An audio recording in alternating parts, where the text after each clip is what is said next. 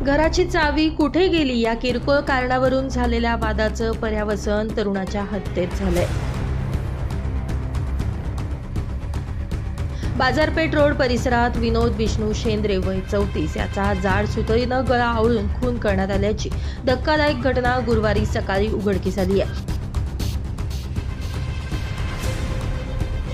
या प्रकरणी ओझर पोलिसांनी पसार होण्याच्या तयारीत असलेल्या विधी संघर्षित मुलाला अवघ्या काही तासात मनमाड रेल्वे स्थानकातून ताब्यात घेतलंय। विनोद हा संबंधित मुलासोबत भाड्याच्या घरात राहत होता।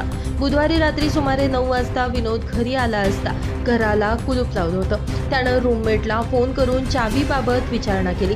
यावरून दोघांमध्ये वाद झाला। शिवीगाळनंतर वाद चिघळला। रात्री 12:30 ते 1 वाजेच्या सुमारास विनोद गाढ झोपेत असताना संबंधित मुलानं जाड सुतळीनं त्याचा गळा आवळला।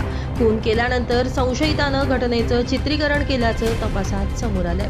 मृत्यूची खात्री केल्यानंतर तो पहाटे 6 वाजेपर्यंत मृतदेहाशेजारी झोपून राहिला आणि सकाळी पसार झाला।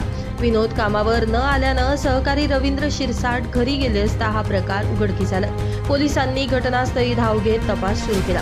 तांत्रिक विश्लेषणाच्या आधारे शोध घेत पोलिसांनी दुपारी 12:30 वाजता संबंधित विधी संघर्षित मुलाला मनमाड रेल्वे स्थानकातून ताब्यात घेतलंय। या प्रकरणी ओझर पोलीस ठाण्यात खुनाचा गुन्हा दाखल करण्यात आला असून पुढील तपास सुरू आहे। तुषार झोडगे, पंचनामा न्यूज, ओझर।